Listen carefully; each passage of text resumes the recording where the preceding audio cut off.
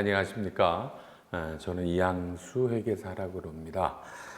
이런 강의를 많이 하는 회계사인데 올해는 이 강의는 2023년에 적용되는 세법 개정된 내용을 강의하겠습니다. 부디 이 많은 분들이 이 강의를 보셔서 업무에 도움이 되시길 바랍니다. 물론 이 내용은 기획재정부가 세법을 개정하면서 이렇게 내용을 외부에 이제 오픈을 하지요.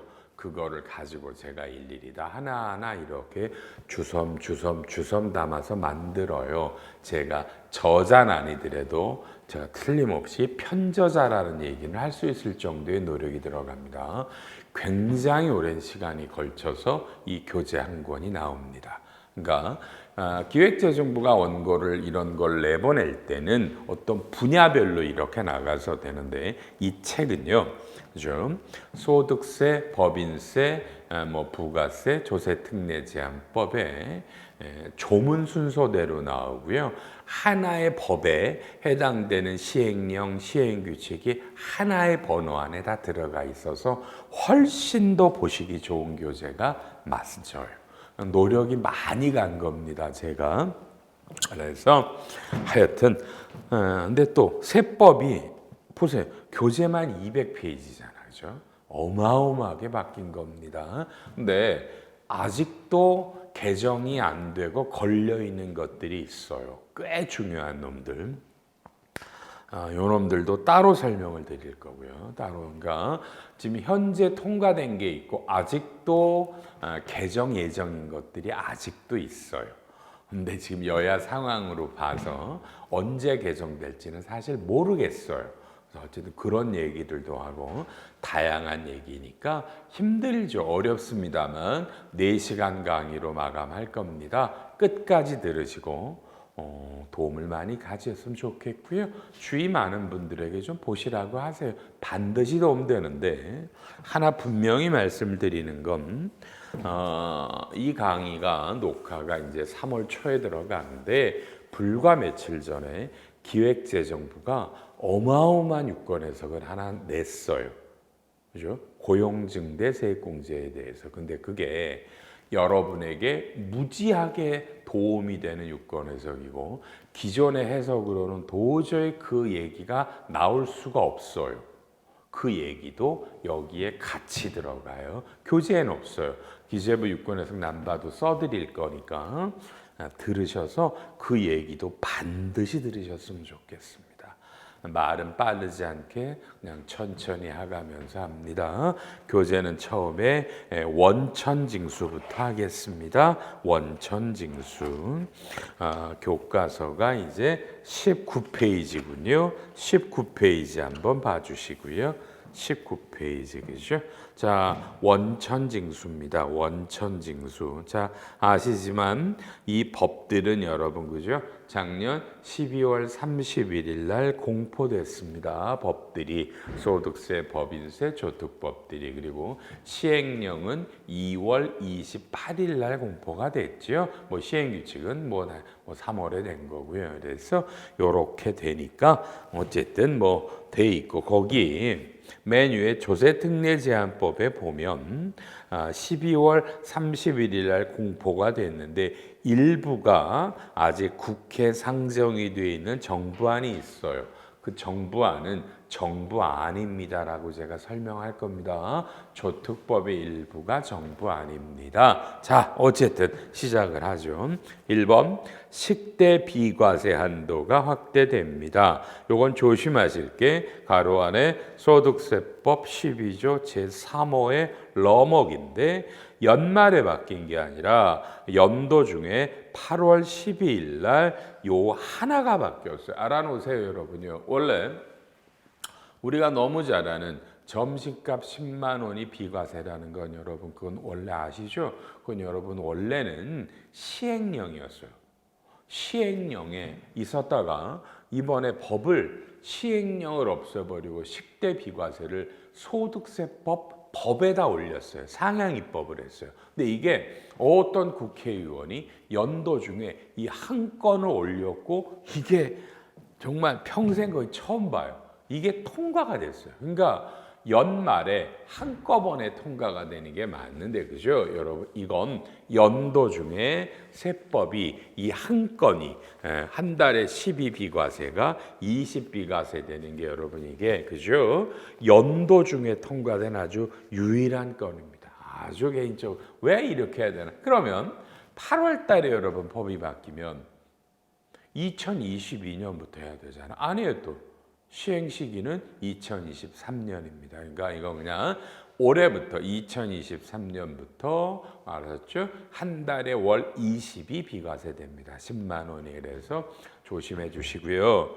또 하나 정말 조심한 거 있어요. 칠판 보세요. 여러분, 원래 요 식대가 비과세 되는 건, 그죠? 여러분, 연말정산에 지급명세서가 있잖아요. 그죠? 지급명세서에다가 기재를 안 하죠. 그죠? 그러니까 원천징수 영수증이라는 지급명세서에 식대 비과세를 여러분 적는 난이 없잖아요. 그렇죠? 없죠. 근데 이번에 법을 바꿔, 이건 시행령이에요. 뒤에 나오는데 바꿔서 지급명세서에 식대를 기재하기로 법을 바꿨습니다. 그러니까 식대가 한 달에 20만 원이 비과세되고 이제부터는 지급명세서에 기재되니까 이제 여러분 지급명세서에 식대 비과세란을 적는 난을 신설하겠죠. 서식이 앞으로 바뀌면서 그렇게 보십니다. 너무너무 중요한 겁니다. 식대가 20만 원. 종교인들 있죠? 기타 소득으로 과세되는 것들도 똑같이 20만 원으로 바뀌었습니다. 이게 올해부터다. 절대 작년이 아니고요. 이번 가상자산의 과세가 2년간 유예. 가상자산과 금융투자소득세는 2025년부터 과세가 됩니다. 솔직한 심정으로 지금 분위기로, 그죠? 가상자산과 금융투자소득세가 2025년에도 저 개인적으로는 과세될 것 같진 않아요. 다만 어쨌든 올해부터 가상자산이 매매차익이 기타소득으로 주식의, 그죠? 상장법인 소액주들의 주식의 양도차익이 금융투자소득세라는 별도의 어떤 소득의 구분으로 원천징수로 과세가 되는 제도가, 그죠? 요것이 일단 2년간 유예됩니다. 내용 보지 마세요. 2년 후에 어떻게 될지는 아무것도 모르겠고요. 그다음에 3번 퇴직소득세 부담이 완화되는데 여러분 너무나 잘 아시잖아요. 자, 칠판 보면 우리가 퇴직 금액이라는 게 나오잖아요. 퇴직소득 금액, 퇴직소득 금액에서 근속연수 공제를 빼죠. 그죠? 근속연수 공제를 빼서 여러분죠? 요거를 뭐 근속연수로 나눈다. 근속연수로 나누고 뭐 여기다 뭐 시비를 한다. 그래서 이걸 환산급여라고 그러죠. 환산급여에서 요 금액에 따른 환산급여 공제를 뺀 거, 요게 과표고 여기다 소득세 기본세율을 때리는 요 기본적인 산출세액에다가 다시 여기서 이렇게 환산했으니까 이번에는 거꾸로 12분의 근속연수로 나누어서 요게 진짜 퇴직금에 대한 소득세죠. 그죠? 이게 환산소득공제라는 제도잖아요. 그런데 여기서 물론 그 핵심이, 그러니까 근속연수가 12보다 크면 실제로 세금이 많이 줄고요. 근속연수가 12보다 적으면 실제로 세금이 좀 많아요. 그래서 이 제도는 임원들이 수십억의 퇴직금을 받아갈 때 꽤 많은 세금을 내는데 이번에 임원들 말고 일반적인 근로자들이 요 근속연수 공제 있죠. 전 이번에 정말 놀랐네. 이걸 대거 인상했어요. 그래서 여러분이 그냥 몇 년, 뭐 십몇 년 일하고 몇 천만 원 퇴직금을 받는 거 실제로 거의 세금이 없어요. 깜짝 놀랐습니다. 한번 보세요. 근속연수가 5년까지 30인데 100으로, 그 다음에는 150을 500으로, 400을 1500으로, 1200을 4000이니까 엄청나게 올라가요. 그래서 이건 정말 잘한 거다. 제가 개인적으로 그랬어요. 강의할 때도. 그러니까 2023년부터는 퇴직소득세가 요 다른 건 바뀐 게 아니라 요 근속연수 공제가 아주 그냥 압도적으로 올라가서 얘가 압도적으로 올라가서 많은 세금이 줄어듭니다. 정말 잘 된 것 같습니다. 올해 퇴직하는 분부터 요럴 때 꼭 물어보는 게 있습니다. 보통 작년 연말에 퇴직을 했는데 올 초에 퇴직금을 줬습니다. 이럴 때 제가 아직도 함부로 말하기가 좀 어렵네요. 이럴 때는 개정된 게 걸려요. 옛날 게 걸려요. 논리대로 하면 작년 연말에 퇴직하는 거니까 작년 거고요. 근데 이 퇴직이 지급이라는 거가 돼서 이런 거 한번 나중에 고민해 보세요. 이 문제가 한 번쯤은 불거질 겁니다. 작년 연말 말일자를 퇴직인데 퇴직금은 올해 뭐 2월에 줬다. 이럴 때는 개정된 근속연수 공제가 적용되냐 종전께 적용되냐 고민해 보시고요. 나중에 문제 생기면 같이 검토합니다. 제가 4번에 주택임차차입금 원리금과 청약저축소득공제 한도가 원래 300인데 400이죠. 적용 시기를 보면 이런 게 소급 적용입니다. 법이 연말에 바뀌고 작년 연말정산부부터 적용했죠. 그러니까 이건 2022년부터 이미 적용을 했습니다. 그래서 이 얘기는 우리가 그죠?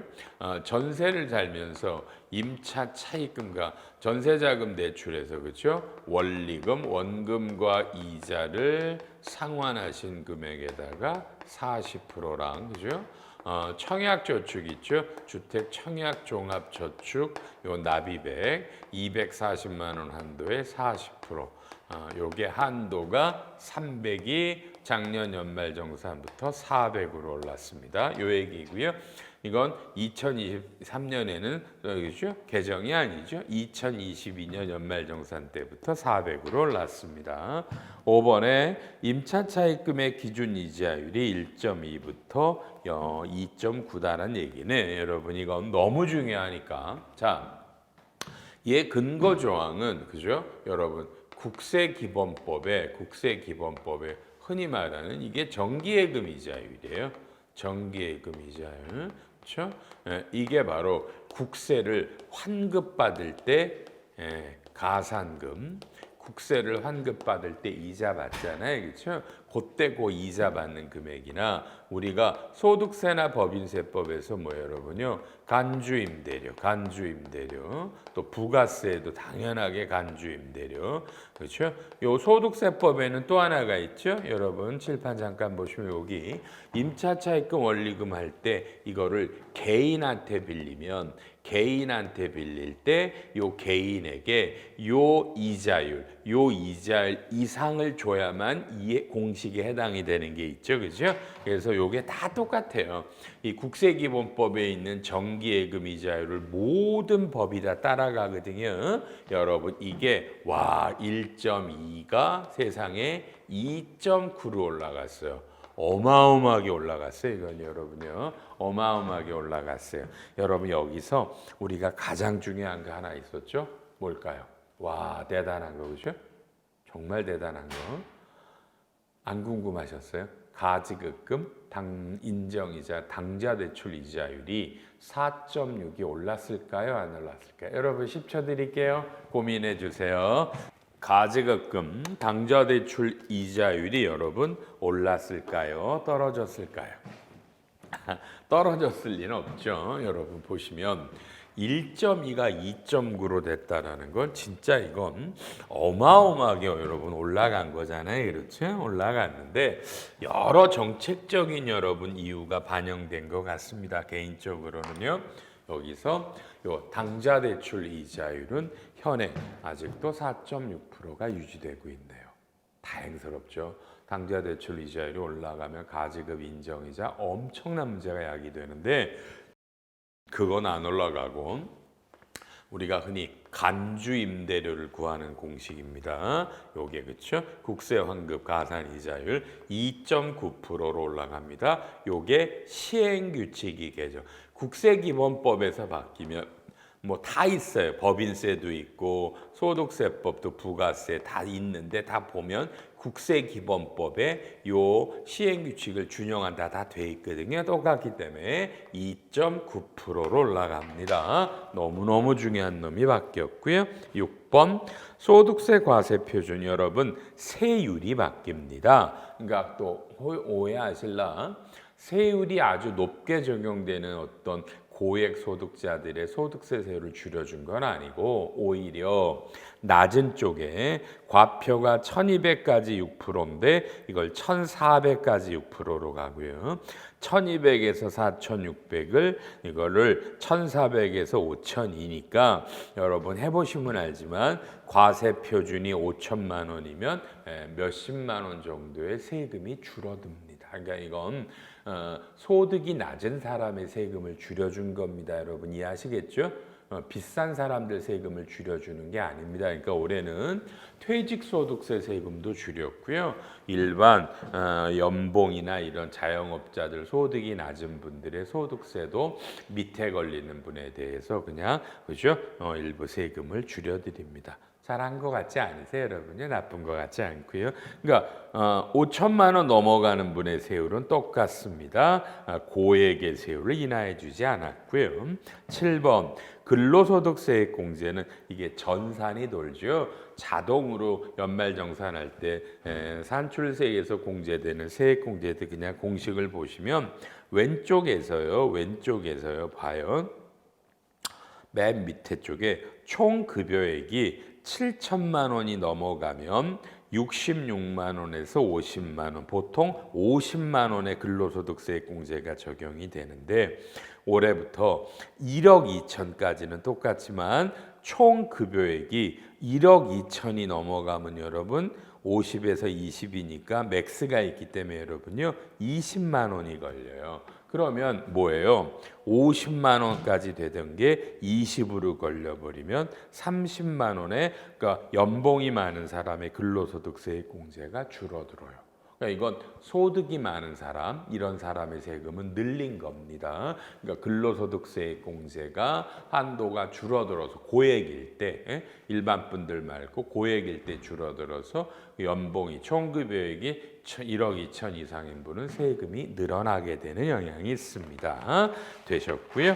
그다음에 8번 자녀세액 공제 대상의 연령이 조정이 됩니다. 작년까지는 만 7세부터 이게 20세까지 한 우리 어린 친구당 15만 원, 둘도 15세부터 3 자녀세액 공제인데 요 만 7세를 만 8세로 바꿨습니다. 그래서 만 8세는 2015년 12월 31일 이전 출생자예요. 이전 출생자, 그죠? 그러니까 만 8세까지 안 해주는 이유는 아시죠? 아동 수당이 나가요. 아동 수당이 나가기 때문에 이게 됩니다. 그러니까 아동 수당이 만 7세 이하를 주다가 8세 이하로 2022년에 바뀌어서 법을 바꿔서 만 8세 이렇게 넘어가는 사람들만 세액 공제됩니다. 개인적으로 어린애들을 낳지도 않는데 아동수당 좀 한 달에 뭐 10만 원, 20만 원 주면 어때서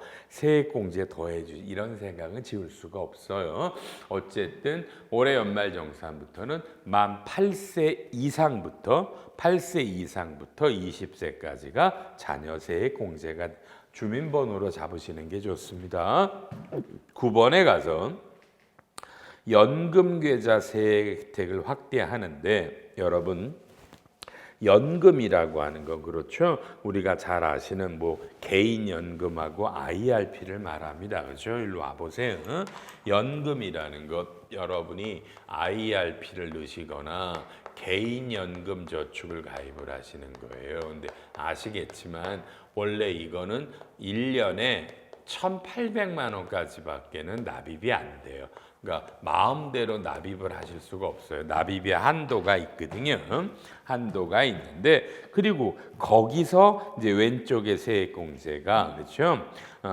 뭐 1억 2천만 원까지다 그러면은 뭐 그죠? 50세 미만이 원래 워낙 잘 하시는 거니까 워낙 여기서 얘네들을 합쳐갖고 얼마예요? 사실 700이고요. 그죠? 여러분 개인연금은 얼마만 되라고 돼 있어요? 뭐 400. 그러니까 개인연금은 아무리 많아도 400만 원만 세액공제를 해주겠다라는 거고요.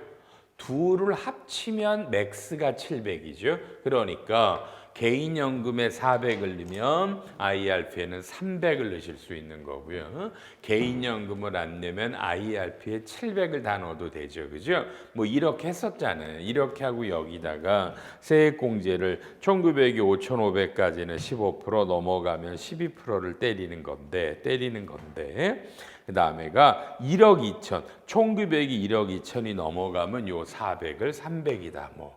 그래서 1900에 따라 조금 제한이 있었죠. IRP는 똑같이 700 다 되고요. 이러고요. 50세가 넘어가는 분들이 되면 요 세액공제를 요 놈을 200을 더 넣어서 900, 요 놈을 600, 그죠? 요렇게. 그러니까 나이가 50세 넘어가는 분에 대해서는 곧 은퇴할 날이 얼마 안 남아서 요런 세액공제를 확대해 준 겁니다. 그죠? 근데 이걸 이번에 오른쪽에 보세요. 첫째, 50세 이상이라는 개념이 없어졌어요. 50세 여러분 이제 안 따질 거예요. 그러니까 나이 안 따지고 개인연금에 이 세액공제를 받는 건 이제 똑같이 가는데 여러분 그죠? 요걸 그 대신에 자 나이 상관없다. 개인연금에는 600까지 IRP를 합하면 900까지로 다 통일시켰죠. 그러니까 연금계좌 세액공제를 받는 금액이 올라간 겁니다. 50세 미만 분들이 요게 200씩 올라가셨습니다. 200씩 올라가셨고 세액공제율은 똑같이 5,500까지는 15고 넘어가면 12는 똑같아요. 그러니까 세액공제 기준은 똑같은데 세액공제 대상이 되는 금액을 200씩 올린 겁니다. 요거 바뀌었고요. 밑에는 약간 어렵네요. 연금계좌를 추가 납입 확대라는 거 혼돈하시면 안 돼요. 여러분이 혼돈하시면 안 돼요. 그래서 보세요. 여기서 1,800만 원어치를 납입을 할 수 있다고 그랬잖아요. 아무리 돈이 많아도 1,800만 납입을 하는데 여기서 플러스 보세요. 추가로 더 납입할 수 있는 것들이 있었다. 그게 뭐 이사라고 인디비주얼 세이빙 어카운트, 개인 종합 자산 계좌라는 게 만기가 되면 요 금액을 IRP에 다시 추가 납입을 받아주겠다. 뭐 이런 거 작년부터 있었어요. 근데 뭐 실용은 없었고요. 근데 올해 하나 새로 나온 게 뭐냐면 1주택 고령 가구가 보유주택, 그죠? 보유주택을 매각하고 가격이 더 낮은 주택을 취득하거나 취득하지 않았을 때 그 차액을 1억 원 한도로, 그러니까 두 부부가 60세 이상이에요. 그러니까 집이 두 부부 합쳐서 1주택자인데 기준 시가가 12억 이하짜리 집을요. 그냥 집이 그냥 12억 이하란 말이에요. 두 부부가 하나가 있고 근데 집을 팔았어요. 10억짜리를 팔고 기준시가 뭐 6억짜리를 샀어요. 집을 축소할 수 있잖아요. 늙으면 당장 뭐 저부터도 그럴 건데 내년 저도 집 팔 거예요. 집을 팔아서 조그만 집으로 가고 이제 저도 늙었으니까 먹고 살아야 되니까 그렇죠. 그러니까 혹시 저를 처음 보시는 분도 있나요? 저는 회계사입니다. 회계사인데 올해로 제가 근무한 지가 연도로 따지면 40년 차 회계사입니다. 오래 했죠. 나이가 이미 60이 훨씬 넘었습니다. 참 오래 했네요. 강의는 30몇 년 했는데요, 여러분요. 그래서 옛날에 참 뭐 상공회에서 이런 데서 강의를 많이 했던 강사입니다. 그죠? 그래서 어쨌든 이거 너무나 당연하니까 그럼 이분들이 집을 줄여서 이제 먹고 살기 위해서 한 거잖아요. 그럼 이걸 연금에 넣을 수 있게 1억 원까지 넣을 수 있어요. 근데 여러분 헷갈리면 안 되는 게 요 가입을 1억 원을 추가로 집을 팔면 납입할 수 있지 세액공제는 똑같이 900과 600이에요. 이 세액공제가 올라간 게 아니에요. 여기에 연금계좌에 납입할 수 있는 금액을 올린 거지, 그렇죠? 세금 혜택을 더 주는 건 아니고요. 오른쪽에 보면 뭐 서류들이 나오죠. 주택차의 연금계좌 납입 신청서, 1주택 확인서 이런 것들을 내라고 되어 있습니다. 얼마나 많은 분이 집을 팔고 연금으로 넣을지는 잘 모르겠는데 이런 제도가 새로 나와서 연금으로, 그러니까 늙으면 저도 그렇고요. 늙어서 뭘로 어떻게 먹고 살지가 힘들잖아요. 그런 걸 하라는 겁니다. 자, 다음 페이지가 오른쪽에 3번이 뭐냐면 왼쪽은요. 연금을 받으면 이제까지는 1200만 원까지는 무조건 분리과세였어요. 그렇죠? 분리과세 이런 건데 이게 또는 종합과세는 내가 원하면 종합과세를 할 수 있다는 거고요. 1200만 원 넘어가면 여러분 이건 무조건요. 그죠? 종합과세인데 페이지를 하나 넘겨보시면 빨리요. 뭘로 바뀐다라고 나오나요 여러분요? 뭘로 바뀐대요? 넘기면 자 종합과세 또는 15% 분리과세입니다. 자, 일로 오시죠. 여러분이 이런 연금에서 이제 1년에 받는 금액이 연에 1,200만 원이 넘어가요. 넘어가면 그죠? 이건 무조건 뭐예요? 종합과세였어요. 종합과세라고요. 무조건. 그러니까 원천징수로 끝나지가 않는데 올해부터 받는 건 여러분이 이거를요, 그죠? 15%로 지방소득세 1.5%로 원천징수로 분리과세로 끝나실 수가 있다.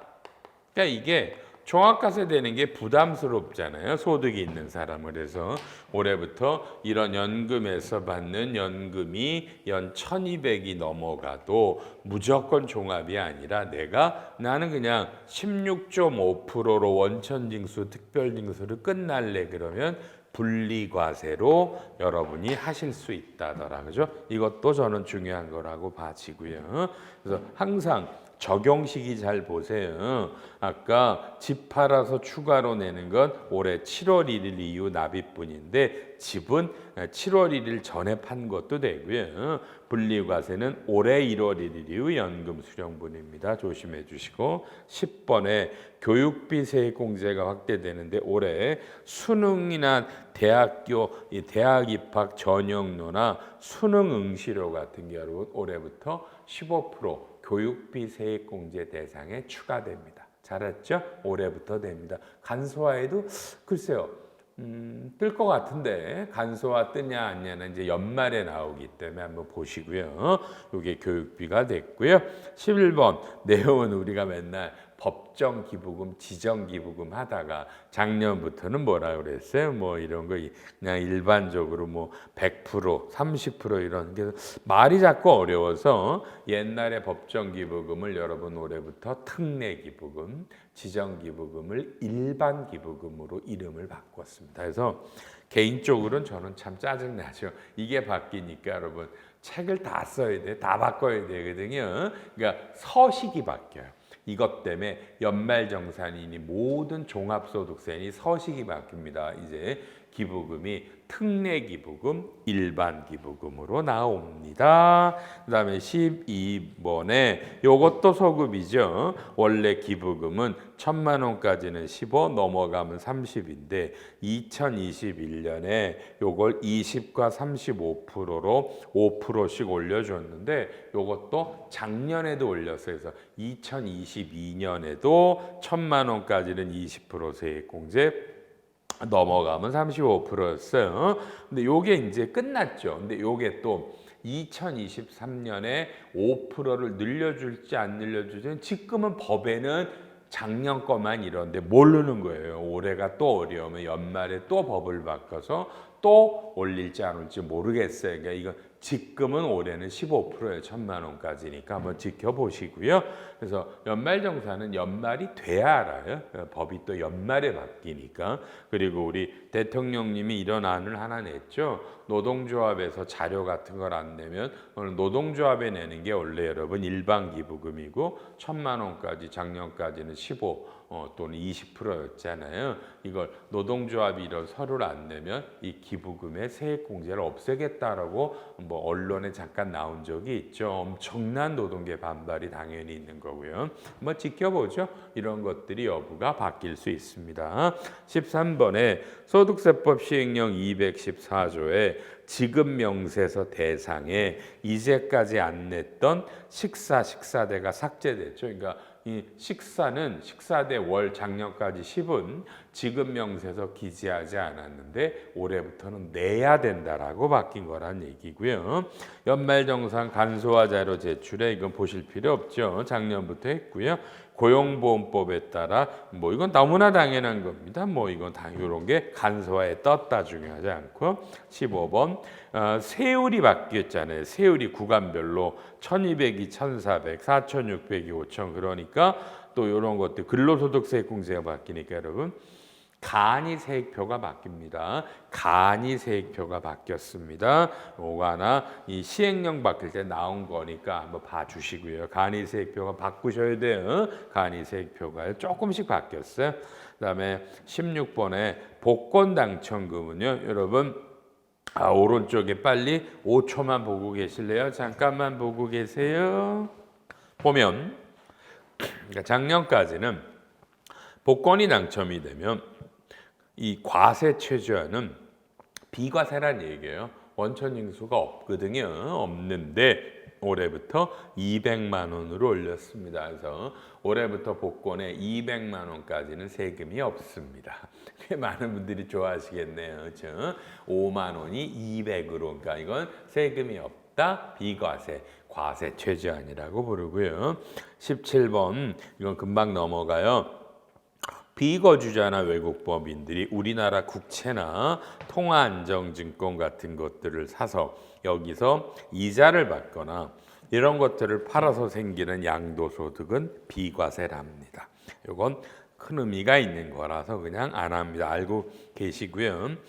비과세나 외국 법인이 우리나라 국채 통화증권을 사서 이자를 받거나 또는 그걸 팔면 양도소득세가 비과세됩니다. 그다음에 18번 비실명 비영업대금 이게 원래 소득세가 42%였다가 45%로 됐는데 비실명들 아직도 예금 계좌가 홍길동으로 되어 있는 걸 그때 이걸 45로 못 바꿨어요. 그래서 그게 바꾼 겁니다. 의미 없습니다. 소득세 최고세율을 일치시킨 거고요.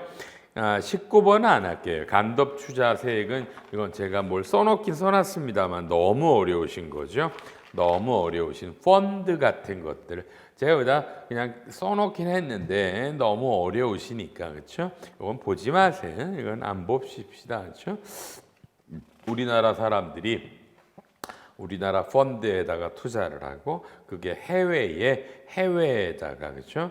해외에 납입을 해외에 투자를 해서 거기서 받을 때 세금을 떼고 받고 이걸 우리나라 투자자에게 돌려줄 때 어떻게 할 거냐 이런 걸 써놔서 이건 소득과 법인세 다 있는 얘기입니다.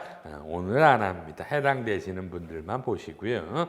그 다음에 20번도 안 봐도 돼요. 조세조약이 할 때 거기 보시면 30페이지 개정에 보면 동그라미 2번에 첨부 서류 추가해서 국내 원천 소득의 실질 귀속자임을 증명하는 서류다. 일로 잠깐 오시면 이게 한국에서요 어떤 나라가 있어요. 이 나라에다가 무슨 소득을 주는데 이 한국과 이 나라가 맺은 조세 조약이 여기는 세금을 안 때려요. 그런데 뭐 미국이나 이런 나라에서 의도적으로 이 나라에다가 페퍼 컴퍼니를 만들어서 우리나라랑 해서 세금을 하나도 안 떼고 들어올게. 이런 문제 때문에 이제 우리나라가 이 니네가 진짜야 아니면은 진짜가 다른 나라에 있는 거야. 실질 귀속자를 확인할 수 있는 어떤 근거를 열어준 겁니다. 너무 어려우시죠? 이런 것들이 하나 법에 바뀌었고요. 그 다음에 온라인입니다. 뭐 P2P라는 건데 P2P가 그렇죠. P2P가 또 보시죠.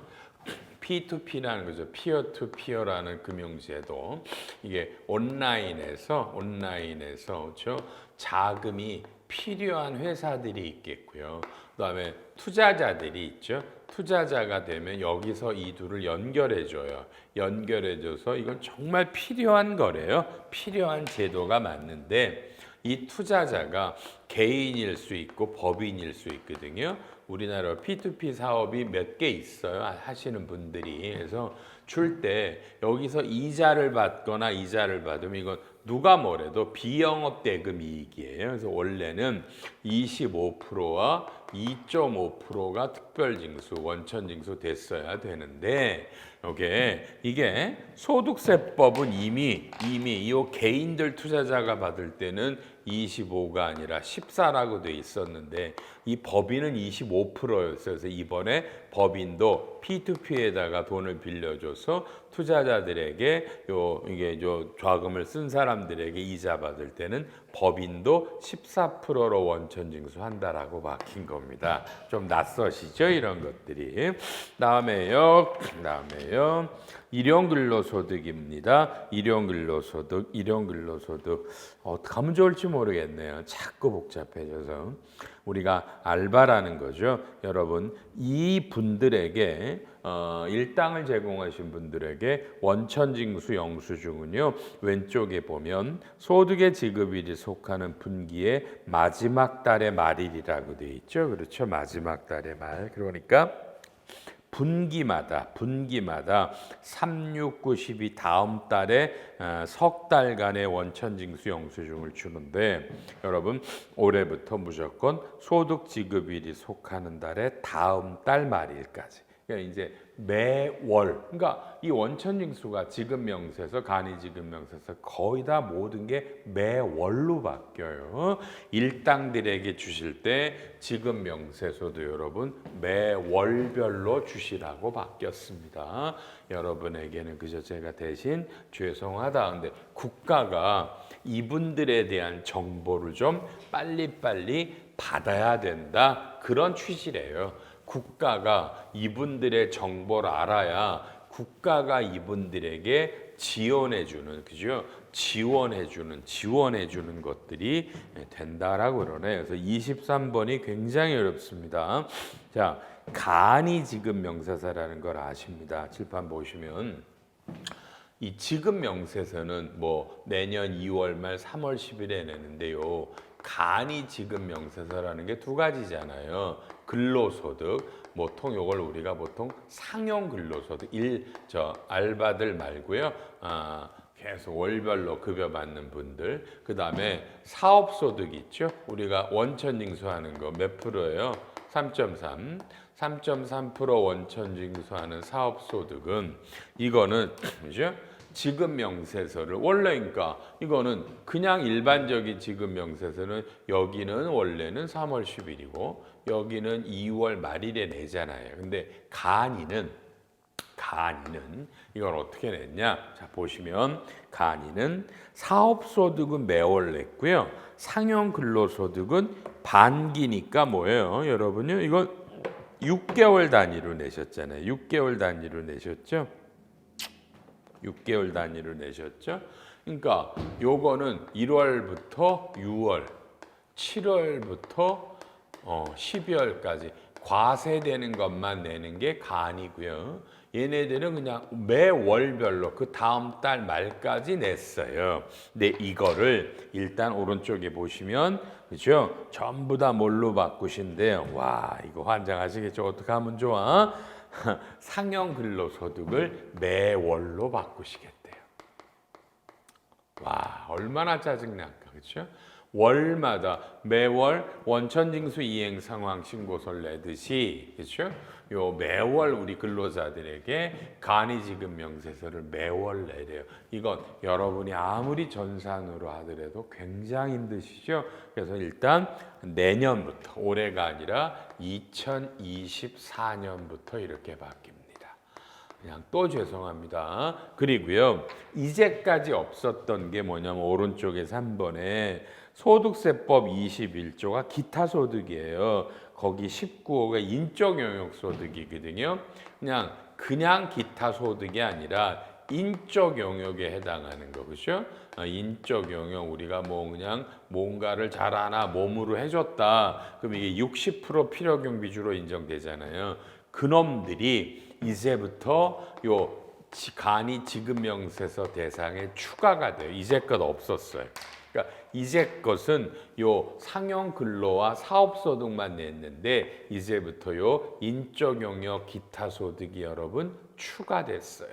추가돼요. 이것도 물론 내년부터 올해는 아니고요. 그리고 이것도 역시 매월내라. 그러니까 상용 근로소득은요. 올해는 6개월 단위로 내시는 거예요. 2023년에는 2024년부터는 매월 내고 원래 사업소득은 매월 냈고 다음 달 말까지다.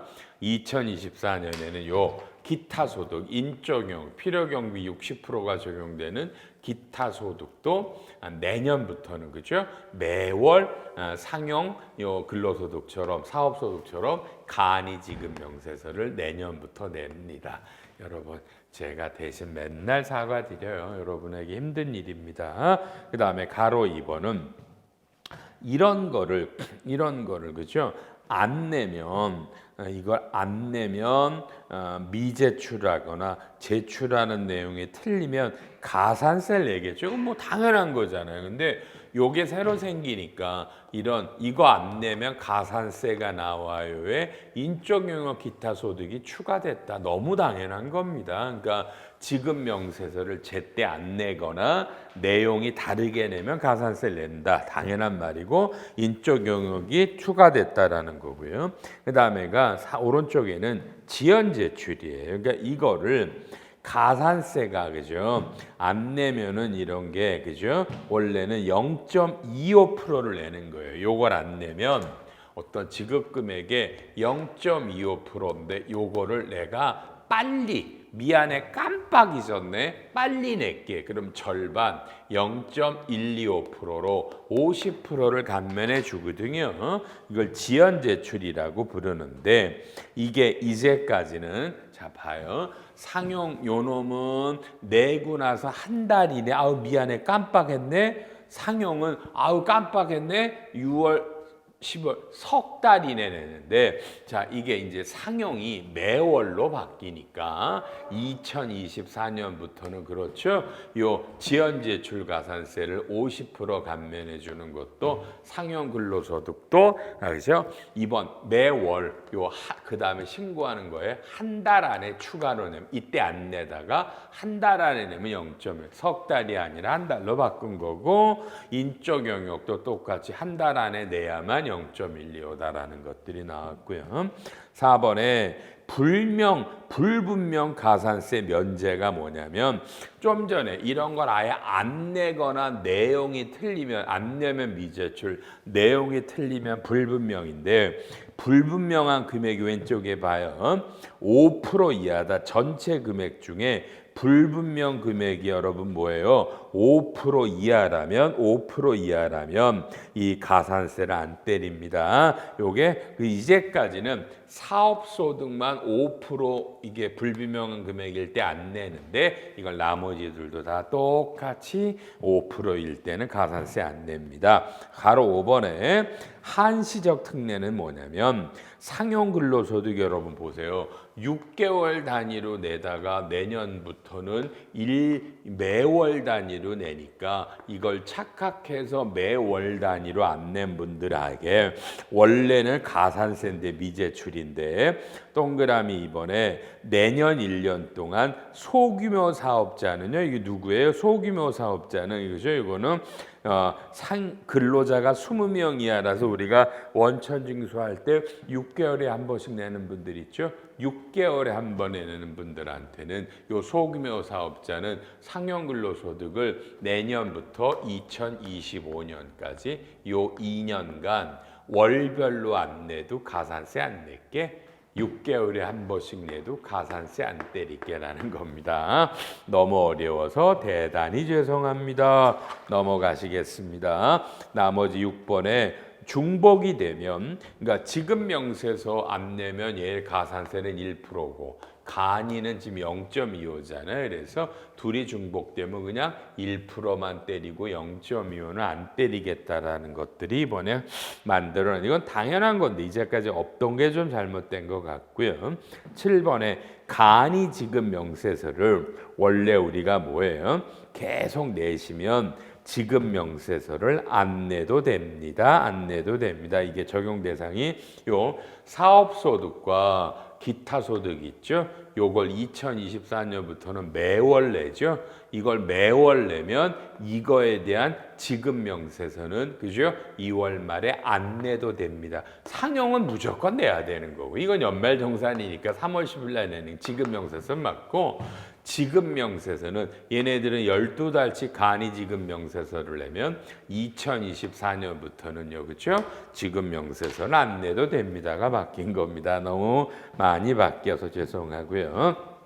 자, 이제부터는 조세 특례 제한법으로 한번 가보도록 합니다. 그렇죠? 우리 하시는 분들이 좀 잘라달라니까, 그렇죠? 자, 여기까지를 원천징수 중에 소득세가 바뀐 걸로 한번 자를게요, 여러분요. 그럼 다음 시간에는 원천징수 중에 이제 뭐예요? 조세특례제한법이 바뀐 거를 자, 이제 다음 시간부터 좀 빨리 가죠. 왜요? 이제 빨리 가야 되는 게 아시잖아요. 법인세 쪽에서 또 중요한 게 좀 있어서 글로 갑니다. 우리 오늘의 강의는요. 원천세, 법인세 위주입니다. 뒤에는 다 있지만 그다지 여러분에게 강의할 많은 내용이 잘 있진 않네요. 그러니까 우리가 다음 시간에 원천세 중에 조세특례제한법 걸 마감하고 그렇죠? 또 바로 법인세 쪽으로 갑니다. 두 번째 시간에서 뵙죠.